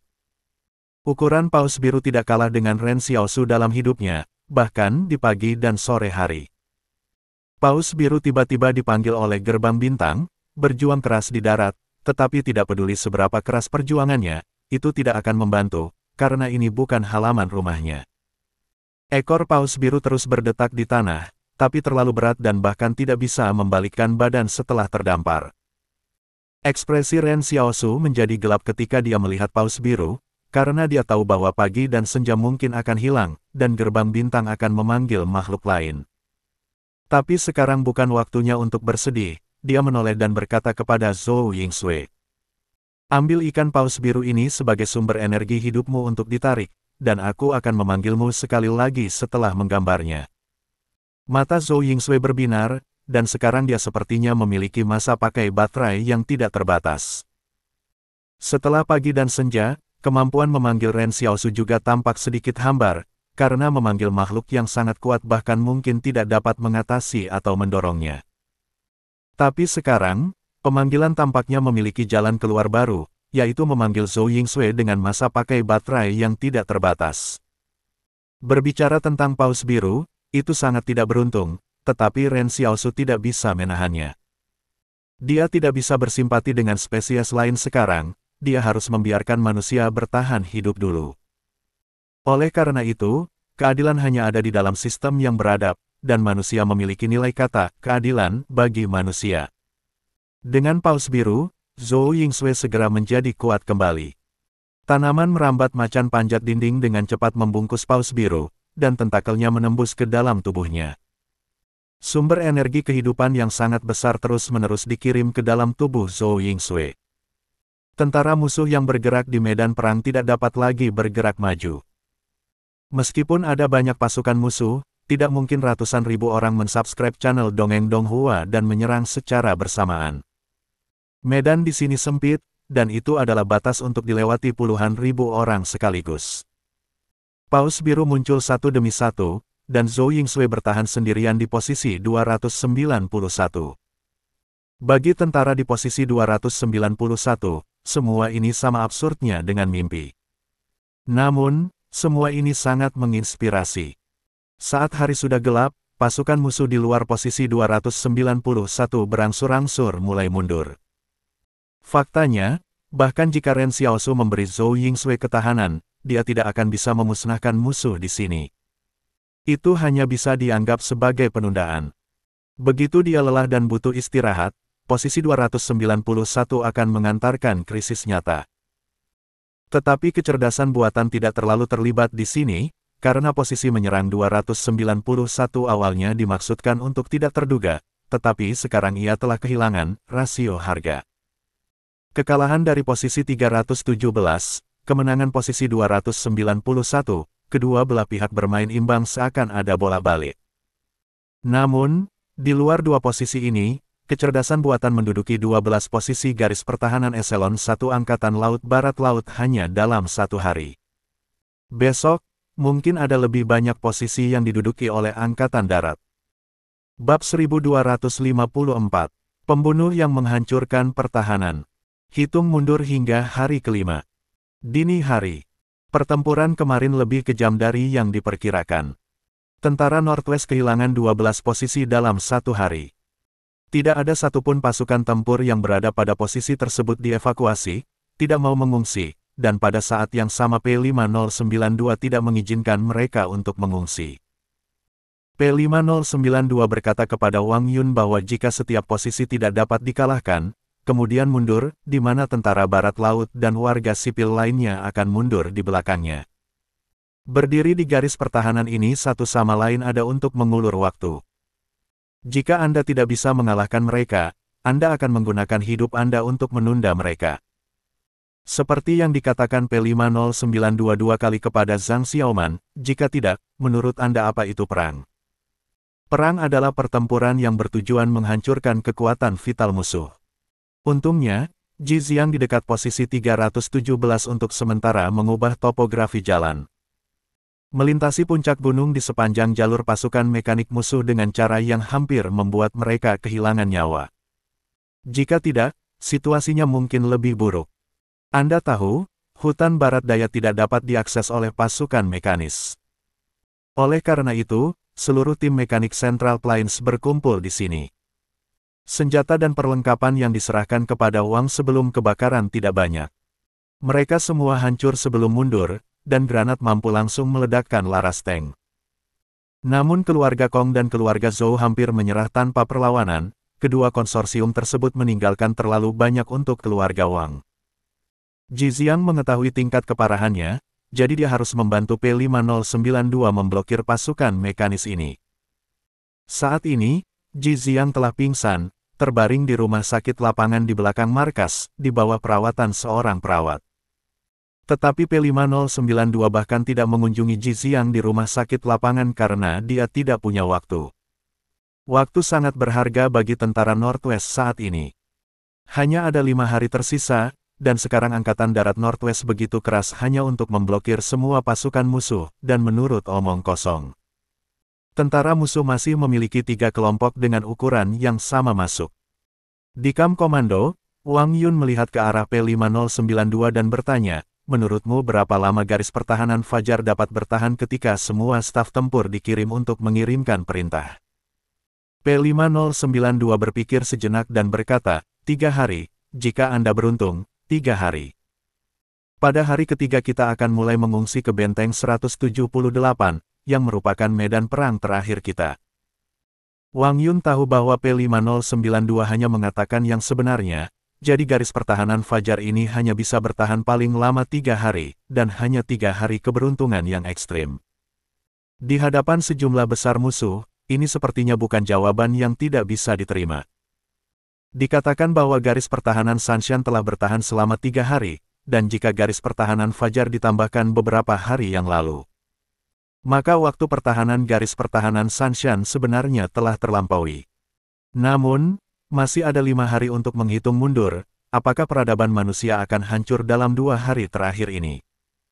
P5092 memandang Wang Yun dan berkata, kecerdasan buatan mulai mengikuti waktu. Hari ini adalah hari yang paling kritis. Pasti akan keluar dengan sesuatu yang dapat menghancurkan kita. Mengenai apakah kita bisa menghentikannya, tidak ada yang tahu. Dalam menghadapi kecerdasan buatan, tentara kita bahkan tidak punya waktu untuk beristirahat. Pada saat ini, para prajurit di setiap posisi sangat kelelahan, dan pertempuran ini berbeda dari masa lalu. Dulu, baik musuh maupun musuh butuh istirahat, jadi meski waktu tidak dialokasikan dengan baik, selalu ada waktu untuk tidur. Selama perang, setidaknya bisa dijamin istirahat 4 jam per hari, jika pertarungan tidak sengit, kamu bahkan bisa tidur selama 6 atau 8 jam. Tapi sekarang berbeda, serangan artificial intelligence sepertinya tidak ada habisnya. Posisinya dijadwalkan untuk mengubah rotasi pertahanan, tapi masalahnya adalah suara senjata sangat keras, bagaimana Anda bisa tidur? Hari ini, beberapa tentara pingsan saat berjalan, Departemen Quartermaster segera membongkar ribuan seragam dan membuat penutup telinga sederhana untuk semua orang. Faktanya, dalam keadaan normal, tentara tidak dapat memakai penutup telinga meskipun mereka sedang tidur, karena mereka tidak akan dapat mendengar perintah perakitan darurat. Tapi sekarang tidak mungkin, beberapa tentara akan benar-benar pingsan jika mereka tidak tidur. Di dataran tinggi 287 Gunung Sigu, divisi ketiga yang dipimpin oleh Zhou Yinglong ditempatkan di sini. Zhou Yinglong yang berbakat sedang berpatroli di garis pertahanan dengan wajah sedih. Pada saat ini, 287 Hei akhirnya mengantar waktu istirahat yang jarang terjadi, dan musuh akhirnya mundur seperti gelombang pasang. Dikatakan bahwa mundurnya musuh adalah hal yang baik, tetapi Zhou Yinglong tahu bahwa segala sesuatunya tidak sederhana. Tentara dan peralatan musuh semuanya mencukupi. Tidak masuk akal untuk mundur saat ini, jadi pasti ada ngengat yang akan terjadi. Ajudan mengikuti Zhou Yinglong untuk berpatroli di posisinya. Dia mengikuti Zhou Yinglong dan berkata, "Guru, kamu harus tidur. Saya menghitung waktunya. Kamu punya waktu 30 jam tanpa menutup mata." Zhou Yinglong berkata dengan tenang, "Mengapa tidur lama sebelum kamu mati? Kamu harus tidur lama setelah kamu mati. Akan ada lebih banyak kesempatan untuk tidur nanti." Ajudan tertegun, tapi tidak menjawab. Ada kawah sedalam beberapa meter di dataran tinggi 287. Beberapa kerang menghantam tanah, dan bahkan paritnya bisa dihancurkan. Ketika tiba waktu makan, masing-masing tentara Northwest Army duduk di parit, memegang kotak makan siang aluminium mereka dan memakan 2 gigitan dengan hati-hati. Semua orang merasa lapar dan mulas, tetapi mereka tidak memiliki nafsu makan. Mereka membunuh terlalu banyak orang, dan melihat rekan-rekan mereka diledakkan hingga berdarah di sisi mereka. Tapi tidak mungkin, mereka harus makan jika ingin terus berjuang. Makanan enak di masa lalu dikunyah seperti lilin. Para prajurit hanya bisa mengunyah secara mekanis. Ini adalah veteran. Mereka bisa mengatasi ketidaknyamanan mereka dan menjaga diri dalam keadaan cocok untuk berperang. Zhou Yinglong memandang setiap prajurit, dan murid semua menyusut seperti jarum, masing-masing hidup seperti hantu. Ketegangan jangka panjang menyebabkan saraf semua orang menjadi tegang, dan emosi ini secara langsung akan mempengaruhi pupil. Beda dengan karya seni, dalam perang nyata, semua orang yang menyimak channel Dongeng Donghua terlihat seperti hantu. Tidak ada yang tidak bersalah, tapi tidak ada yang salah. Namun, pada saat ini, ajudan di sebelah Zhou Yinglong tiba-tiba berkata, "Tuan, lihat keluar garis pertahanan." Di luar 287 Hei, Zhou Yinglong melihat awan hitam gelap melayang di atas cakrawala. Kecepatan awan gelap sangat cepat, seolah-olah dalam sekejap mata, mereka bisa mendekat. Itu bukan awan gelap yang nyata. Zhou Yinglong mengeluarkan teropong militer berkekuatan tinggi dan melihatnya, hanya untuk melihat sayap tebal mengepak dan banyak burung berkumpul. Angsa liar, kukuk, oriole, bebek liar. Zhou Yinglong tiba-tiba menyadari bahwa burung-burung ini memiliki satu kesamaan karakteristik, yaitu mereka semua adalah burung migran. Sekarang musim gugur, dan burung-burung yang bermigrasi ini akan terbang ke selatan untuk mempersiapkan musim dingin, tetapi tiba-tiba kembali ke barat laut. Seperti yang diketahui semua orang, kecerdasan buatan telah menemukan cara terbaik untuk mengendalikan burung, hanya perlu menemukan habitat yang harus dilalui burung migran selama migrasi. Dan tidak jauh dari penghalang Wang No. 61, ada lahan basah yang cocok untuk dihentikan burung dalam perjalanan, dan ada 8 atau 9 habitat migrasi di daerah ini. Burung yang bermigrasi beristirahat sebentar di habitatnya, di mana mereka makan dan minum untuk waktu yang singkat. Kemudian dikendalikan oleh kecerdasan buatan dan tidak bisa lagi terbang ke selatan. Zhou Yinglong melihat di langit elang-elang besar membumbung tinggi menuju awan gelap, secepat sinar listrik. Pada awalnya, elang-elang yang agung itu bergegas ke awan gelap dan benar-benar menghancurkan bagian depan kawanan burung, namun, pada saat berikutnya, burung-burung dalam kawanan itu melayang-layang seperti elang seperti pembagian kerja dan melingkari bulu dan sayapnya. Sayap-sayap itu turun satu per satu. Dalam sekejap mata, elang-elang berubah menjadi massa energi dan menghilang di atas langit. Sebelumnya, Hasan, elang-elang, membuat pencapaian besar di barat laut, tetapi itu agak tidak berguna dalam menghadapi jumlah absolut. Zhou Yinglong melihat ke langit yang jauh dan menghela nafas, bangunkan semua prajurit, isi mereka dengan amunisi, kita akan berperang dalam pertempuran yang sulit.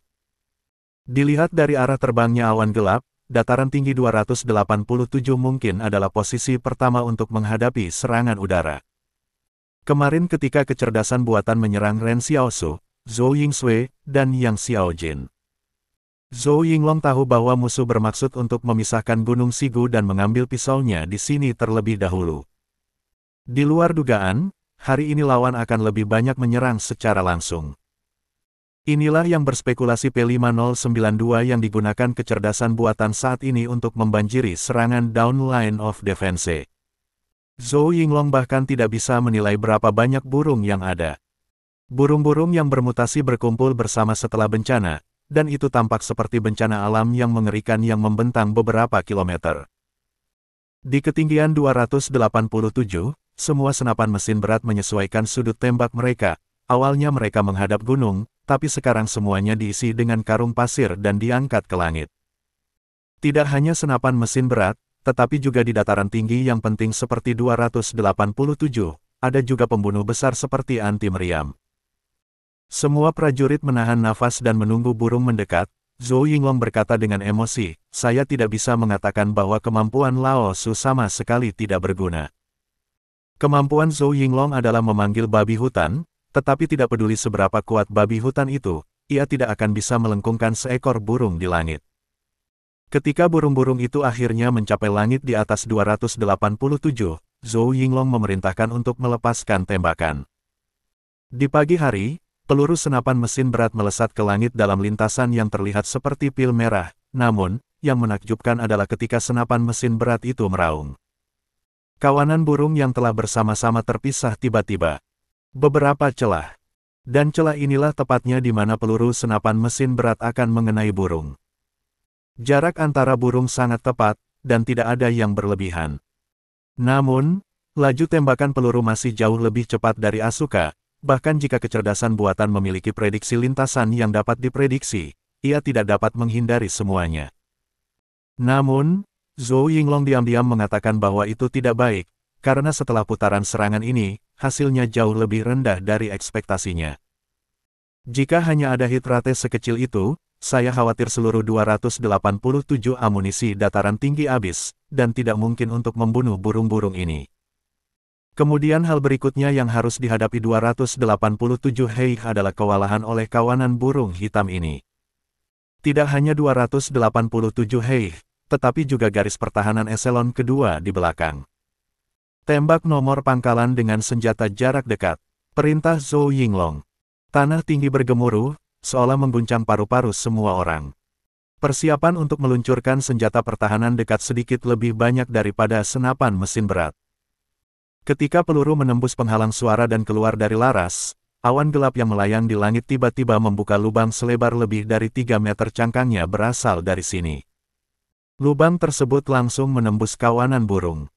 Di tengah tembakan jarak dekat, Zhou Yinglong diam-diam memerintahkan para tentara untuk mengeluarkan bom peledak awan di belakang bunker. Mencoba memberi sanksi kepada burung-burung tersebut dengan suhu tinggi dan kekurangan oksigen.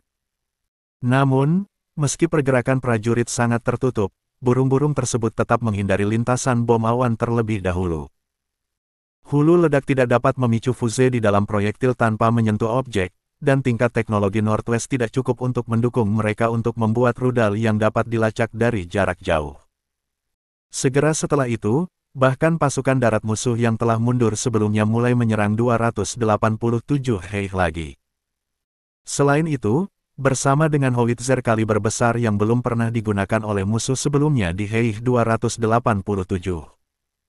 Mereka juga muncul, hal ini menunjukkan bahwa jalur pasukan mekanis di dekat posisi 317 telah dibuka, dan musuh yang mundur tampaknya telah melewati jalur tersebut. Di tengah kebisingan, Zhou Yinglong menghela nafas dalam hati, dan Gunung Sigu mungkin tidak bisa menahannya. Ajudan itu berkata dengan suara rendah, "Tuan, apakah Anda ingin mundur? Kami tidak bisa menahannya." Zhou Yinglong menarik napas dalam-dalam dan tersenyum dan berkata, "Kamu tidak tahu betapa berdarah dingin anak yang bertanggung jawab atas perintah itu sekarang. Dia tidak akan membiarkan kita mundur. Selain itu, saya tidak ingin mundur. Tuan, tidakkah Anda ingin kembali ke Fort 178 untuk melihat keluarga Anda?" Zhou Yinglong berkata, "Setelah perang dimenangkan, rekan-rekan seperjuangan saya akan membawa kembali gigi geraham saya yang besar dan meletakkannya di bawah lonceng perunggu di alun-alun. Dan secara alami saya akan kembali." 1 jam kemudian, kawanan burung membanjiri dataran tinggi 287 dan mulai terbang menuju garis pertahanan eselon 2 di belakang dataran tinggi 287. Zhang Jinglin yang sedang sibuk di rumah sakit lapangan tiba-tiba menerima kabar kematian Zhou Yinglong. Ia terdiam cukup lama dengan perasaan campur aduk. Lalu menyekat tangannya dan mengambil orang yang terluka lagi. 3 kata Zhou Yinglong jatuh ke dalam hatinya seperti kerikil, hanya lingkaran riak, dan kemudian tidak ada fluktuasi. Setelah semua yang terluka dikirim ke ruang operasi, Zhang Jinglin diam-diam berjalan keluar dari beranda rumah sakit lapangan, berdiri sendirian di depan pintu dan menyalakan rokok. Melihat ke arah 287 Hei. Ini adalah kasus perang, waktu terlalu sempit, dan tidak terlalu banyak waktu untuk mengingat. Zhang Jinglin tidak menganggur setelah dia dipindahkan ke komando tertinggi militer. Dia memilih untuk datang ke rumah sakit lapangan untuk menjadi seorang prajurit medis yang tua dan kuat. Sepertinya inilah saat yang paling dia penuhi dan rindukan. Perubahan status ini mengejutkan banyak orang, tetapi Wang Fengyuan, yang paling mengenal Zhang Jinglin, memahami bahwa 2 keinginan terbesar pihak lain sebenarnya adalah menjadi tentara medis atau guru. Di tenda komando, berita tentang jatuhnya posisi demi posisi datang, dan kawanan burung di langit sepertinya benar-benar menjadi pembunuh kelas berat yang menghancurkan garis pertahanan fajar. Atmosfer di kamp sangat rendah, dan ini satu demi satu, seolah mencoba untuk menghancurkan mereka, terus berdatangan. Jika Anda mengikuti kecepatan ini, saya khawatir garis pertahanan fajar akan benar-benar runtuh tanpa besok. Wang Yun tiba-tiba berkata kepada P5092, "Detak jantungmu tidak berubah terlalu banyak, dan suhu permukaan tubuhmu tidak berubah. Apa kau tidak khawatir tentang garis pertahanan sama sekali?" Tadi staf tempur juga bertanya kepada Marshal. Marshal berkata bahwa dia tidak terlalu baik untuk saat ini. Untuk menangani burung-burung ini. Implikasi Wang Yun adalah bahwa dukungan terbesar mereka sekarang tidak berdaya. Ren Xiaosu bukanlah obat mujarab. Koin terima kasihnya semuanya digunakan untuk membeli batu penguasaan guna meningkatkan kemahiran Daxing Northwest. Bahkan stok Berserker digunakan ketika diterima sebelum King Zheng. Oleh karena itu, dia tidak memiliki cara yang baik untuk menghadapi musuh di udara. Kemampuan Wang Yun untuk mengontrol udara tidak apa-apa, tetapi kemampuannya sebagai seorang transenden tidak luar biasa, dan yang lebih kuat lagi adalah kemampuan untuk mengingat, mengatur, dan menganalisis. P5092 melirik Wang Yun, tunggu. Di kamp komando ini, tampaknya hanya P5092 yang tersisa tanpa rasa khawatir. Wang Yun bingung, tunggu apa? Tunggu sampai hujan, P5092 berkata. Di pagi hari, saya merasakan bahwa cuaca berubah menjadi dingin seketika, menunjukkan bahwa front dingin utara telah tiba di sini, dan hujan musim gugur yang pertama akan datang. Wang Yun tidak bertanya apa-apa lagi, tapi dia masih tidak mengerti, apa dampak hujan terhadap burung-burung ini. Di posisi 141, Luolan, Zhou Qi, King Zheng, dan Su Men sedang sarapan pagi di sekitar api unggun. Tentara Northwest Army di sekitarnya telah memasuki parit satu demi satu. Sebagai eselon kedua dari garis pertahanan, mereka telah diberitahu bahwa musuh telah menembus eselon 1 dan akan segera tiba. Setiap orang mensubscribe channel Dongeng Donghua dan tenggelam dalam keputusasaan, karena mereka semua tahu apa yang terjadi di garis depan pertahanan. Mungkin mantan teman dan rekan seperjuangan tidak akan pernah terlihat lagi. Suasana tegang tersebar di seluruh medan perang, dan Luolan dan yang lainnya tampak cukup santai. Luolan secara khusus meminta senapan mesin berat dari Brigade Infanteri di posisi 141, dan memberikannya kepada 12 pahlawannya. Pada saat ini, roh heroik emas berdiri di tepi garis pertahanan. Berencana untuk bertarung berdampingan dengan tentara Barat Laut. Langit menjadi gelap, angin dari timur laut mulai bertiup di pegunungan, dan api unggun berkedip-kedip. Tiba-tiba, awan-awan besar melayang dari belakang gunung di depan, dan kawanan burung itu melampaui jalur gunung dan menuju posisi 141. Zhou Qi diam-diam melihat ke langit di atas kepalanya, dan kemudian berkata setelah waktu yang lama, saya sedikit yakin dengan P5092 sekarang. King Zhen mengangguk. Ini juga merupakan perayaan kejeniusan militer, dan secara alami memahami subteks Zhou Qi dalam hitungan detik. Ketika P5092 memanggil Zhou Qi ke posisi 141 sebelumnya, mereka tidak tahu persis apa yang diinginkan lawan untuk dilakukan Zhou Qi. Bagaimanapun, meskipun posisi 141 berada di garis depan eselon 2, itu adalah target serangan pertama musuh, tetapi masalahnya adalah tidak ada sungai di sini, dan bahkan aliran tidak terlihat. Peran apa yang bisa dimainkan Zhou Qi? Saat itu, P5092 hanya mengatakan akan jelas kapan minggu itu tiba. Tampaknya pihak lain sama sekali tidak khawatir dengan kegagalan rencananya, dan bahkan cuaca ada dalam perhitungan pihak lain. Setelah front dingin bergerak ke selatan, awan dan kabut di langit dengan cepat mengembun menjadi uap air saat dingin, lalu uap air terus mengembun dan membentuk tetesan air. Di atas cakrawala, setetes air jernih meninggalkan awan dan jatuh ke tanah di sekitar kakinya dengan suara gemeretak, terciprat dengan sedikit bau tanah. Hujan deras benar-benar datang. Zhou Qi berbalik dan berjalan perlahan menuju tepi garis pertahanan, titik hujan halus di langit turun lebih cepat dan lebih cepat. Secara bertahap menarik tirai hujan yang megah di atas kepala semua orang. Namun, saat burung mendekati posisi 141, gerimis di langit seperti bintang dan pedang di langit. Semua prajurit berjaga di parit. Luolan, King Zhen, dan Su Men menunggu di belakang garis pertahanan. Hanya Zhou Qi yang menghadapi kawanan burung yang bergelombang dan tiba-tiba membuka telapak tangannya, matanya sudah biru. Tiba-tiba, tetesan hujan tiba-tiba diregangkan menjadi jarum dengan kekuatan tak terlihat, dan semuanya tak terkalahkan. Jutaan jarum hujan berjatuhan seperti petir, dan langsung menembus burung yang membentang sejauh beberapa kilometer. Hujan, darah, bulu, dan bangkai burung terbang bercampur di tanah. Burung-burung itu seakan ingin mundur ke belakang, tapi sudah terlambat untuk mundur sekarang. Zhou Qi sudah menjadi setengah dewa setelah pertempuran pertama di medan perang lumpur. Ada kesedihan di mata Luolan, karena dia tahu ini adalah hadiah terakhir dari yang termuda. Bab 1255, Jurang dan Jurang. Hitung mundur hingga hari keempat. Zhou Qi berjuang untuk menjadi dewa, dan langit yang penuh dengan hujan pedang yang cemerlang menembak jatuh burung-burung yang bermigrasi yang tak terhitung jumlahnya. Pemandangan yang luar biasa itu layak mendapatkan gelar dewa. Bahkan ada banyak tentara Angkatan Darat Northwest yang mengatakan bahwa dalam hujan minggu ini, tidak ada seorang pun di antara para dewa yang bisa menandinginya. Kawanan burung migrasi, bulu dan bangkai yang hancur menutupi pegunungan dan dataran. Namun, setelah pertempuran ini, Zhou Qi sama lelahnya dengan Ji Xiang. 4 King Zhen, Su Men, Zhou Qi, dan Luo Lan telah mundur dari posisi 141 selama gencatan senjata singkat, dan mereka tidak masuk. Tetaplah di garis pertahanan fajar dan langsung berkendara ke benteng 178 di belakang.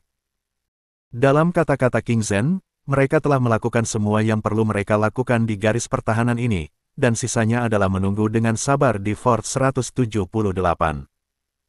Ketika hujan musim gugur turun, posisi 141 mulai menjadi sedikit berlumpur, dan para prajurit akan tergelincir di bawah kaki mereka ketika mereka berjalan di parit. Kotak-kotak persenjataan yang dibawa oleh semua orang ditempatkan di terowongan parit sebagai jalan.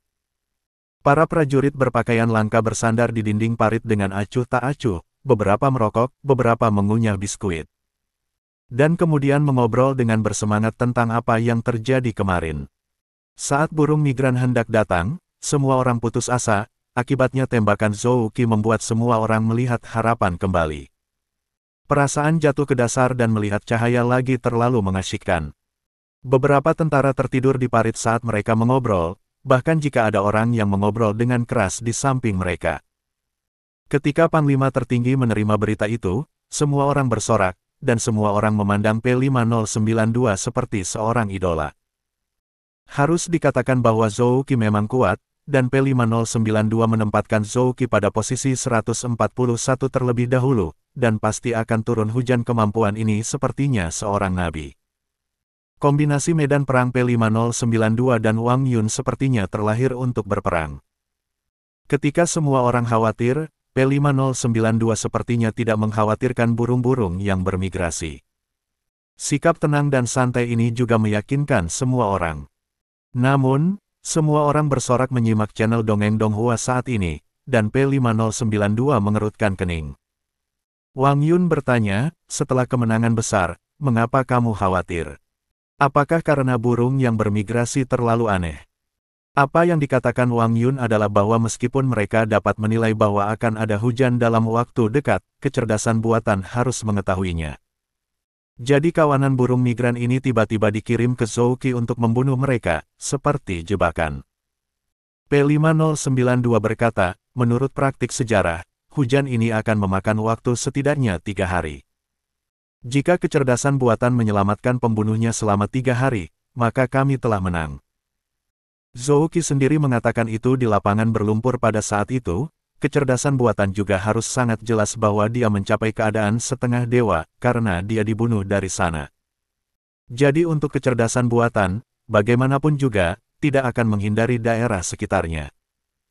P5092 melanjutkan, burung yang bermigrasi memang pembunuhnya, tetapi sekarang tampaknya ia lebih seperti perisai bagi pasukan manusianya. Tampaknya manusia lebih penting baginya. Saat ini, Sun Yeyu, yang selama ini bekerja sebagai radar dengan mata tertutup di camp, tiba-tiba membuka matanya dan berdiri dan berteriak. Ada pasukan musuh lain di timur laut, ukurannya sebesar musuh yang kita hadapi sekarang, dan kita masih jauh. 90 km. P5092 menghela nafas dalam hati, apa yang dia takutkan datang ke medan perang, pasukan musuh yang sebelumnya ditahan oleh rubah hitam akan tiba pada kita segera. Menurut kecepatan berbaris mereka akan tiba paling lambat malam ini. Staf tempur di kamp komando yang masih bersorak-sorai hanya merasa tercekik lagi. Garis fajar begitu berat saat menghadapi hanya 1 unit. Jika yang lain datang, bukankah akan rusak? Selain itu, menurut intelijen yang tidak masuk akal, 2 pasukan musuh di barat daya melewati garis fajar dan mencapai benteng 178, yang sekarang hampir menjadi kota yang tidak berdaya. Akibatnya, Sebelum semua orang mencerna berita tersebut, P5092 menambahkan, pasukan musuh di barat daya juga harus segera datang.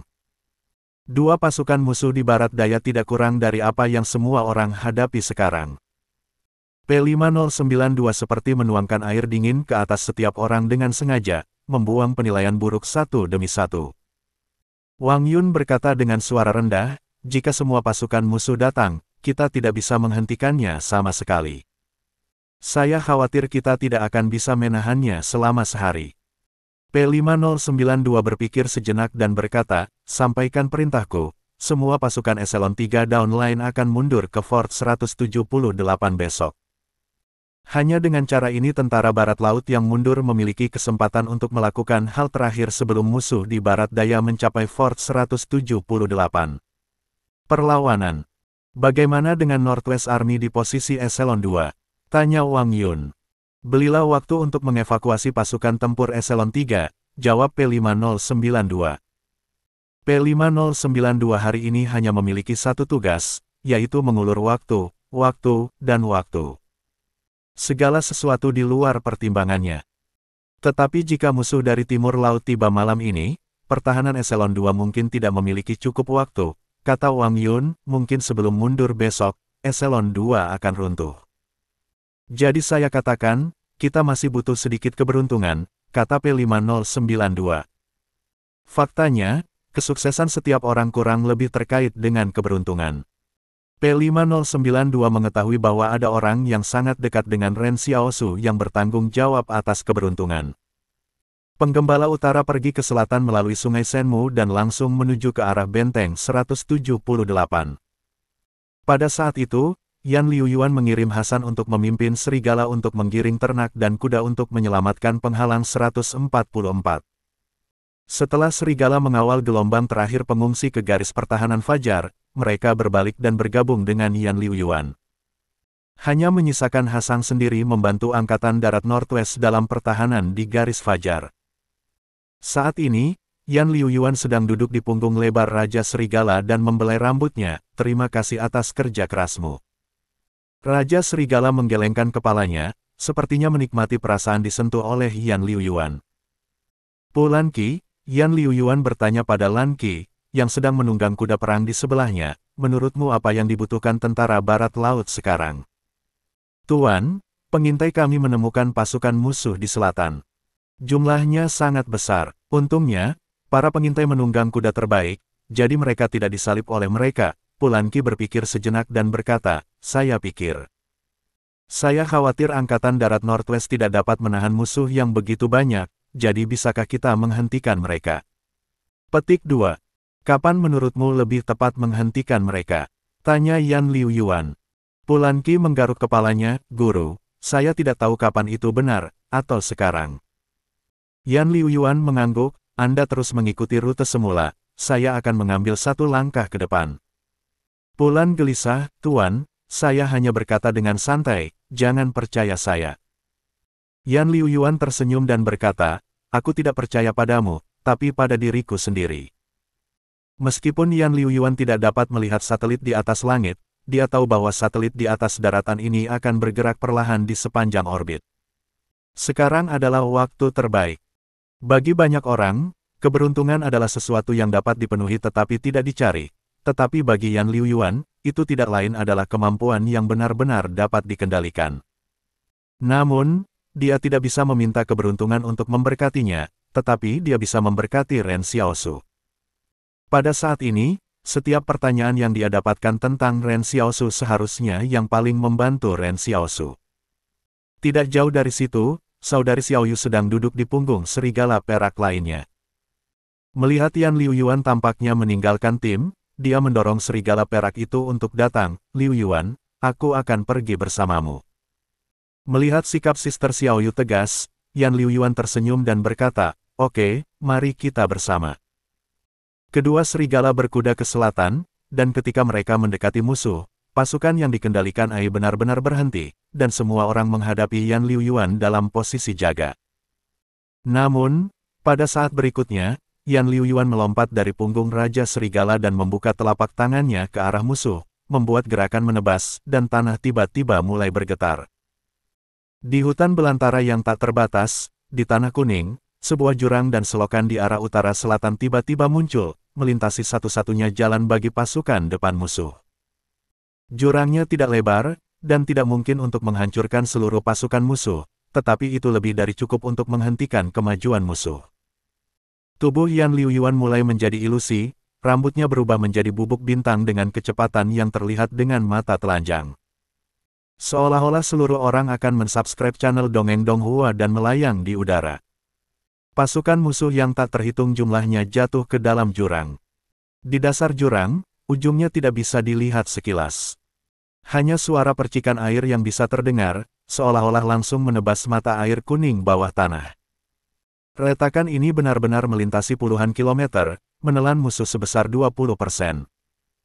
Yan Liuyuan tidak melihat pasukan musuh, dia diam-diam menatap langit di atas kepalanya, seluruh semangat dan kemauannya lebih kuat dari sebelumnya. Pada saat tertentu, dia bahkan merasa telah menyentuh arti sebenarnya dari dunia ini, atau dia sendiri adalah salah satu makna yang sebenarnya. Dia adalah kebenaran. 6 Yuan, Sister Xiaoyu berseru. Dia melihat bahwa tubuh Yan Liuyuan terus-menerus pingsan, dan hati Li Xiaoyu tidak dapat ditahan dari rasa sakit dalam sekejap, seolah-olah dia akan kehilangan kerabat terpentingnya. Saudari Xiaoyu meneriakkan nama Yan Liuyuan, dan bahkan tersandung karena malu, berlari ke sisi Yan Liuyuan dan memeluknya. Adikku Yu yang baik-baik saja, Yan Liuyuan menunduk dan tersenyum pada adik Xiaoyu, berkat kehadiranmu, jika tidak kali ini akan berbahaya. Saudari Xiaoyu mengangkat kepalanya untuk melihat wajah Yan Liuyuan, dia tidak tahu kapan dia harus mengangkat kepalanya untuk melihat anak laki-laki itu. Yan Liuyuan, teman wanita yang pernah menyeringai di kota pasar, telah tumbuh menjadi dewasa. 6 Yuan, rambutmu, Sister Xiaoyu berbisik. Setelah Yan Liuyuan tiba di padang rumput, dia tidak memotong rambutnya lagi, dan menabung hingga sebatas pinggang. Tapi sekarang, rambut Yan Liuyuan menjadi sangat pendek, seperti pertapa legendaris itu.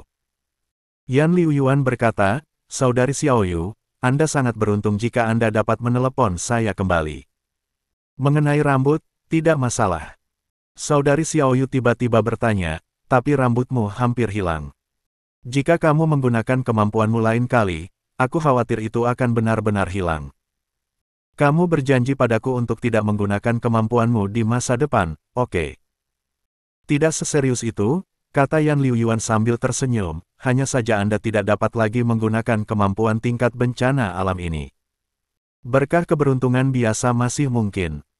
Itu juga tidak akan berhasil, kata Xiaoyu Sister, aku khawatir kamu benar-benar akan menghilang suatu hari nanti. Tidak, kata Yan Liuyuan, dengan Anda, saya tidak akan mengambil risiko seperti itu.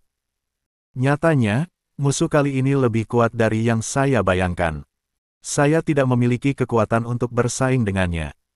Kehilangan nyawanya sendiri hanya akan membuatnya mengalami kerugian besar, karena baik aku maupun Li Sentan yang legendaris tidak memiliki kualifikasi untuk menjadi kehendak dunia.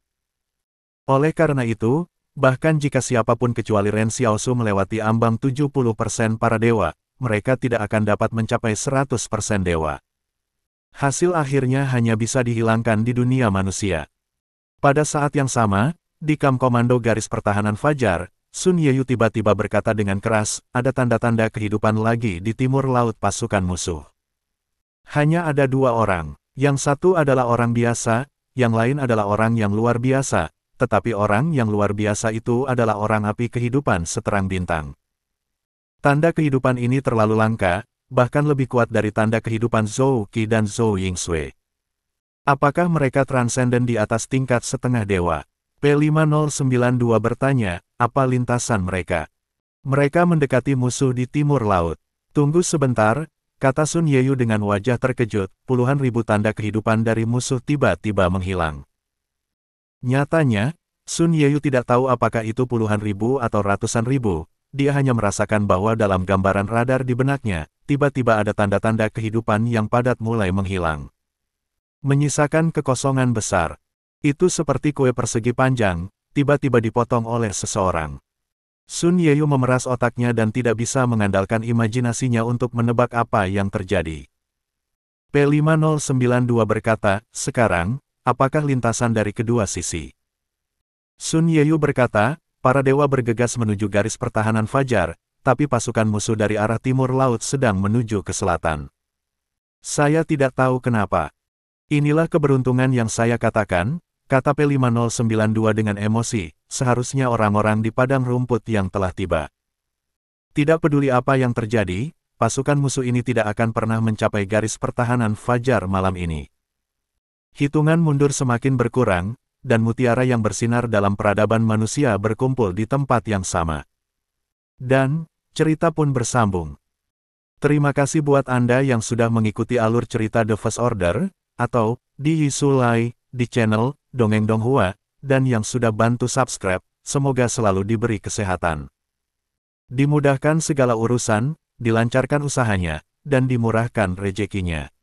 Bagi yang suka dengan alur cerita Donghua yang lainnya, silahkan cek di playlist, yang tentunya pasti tidak akan kalah seru ceritanya. Dan semuanya sudah Mimin rangkum di sana. Semoga bisa terhibur dan terima kasih.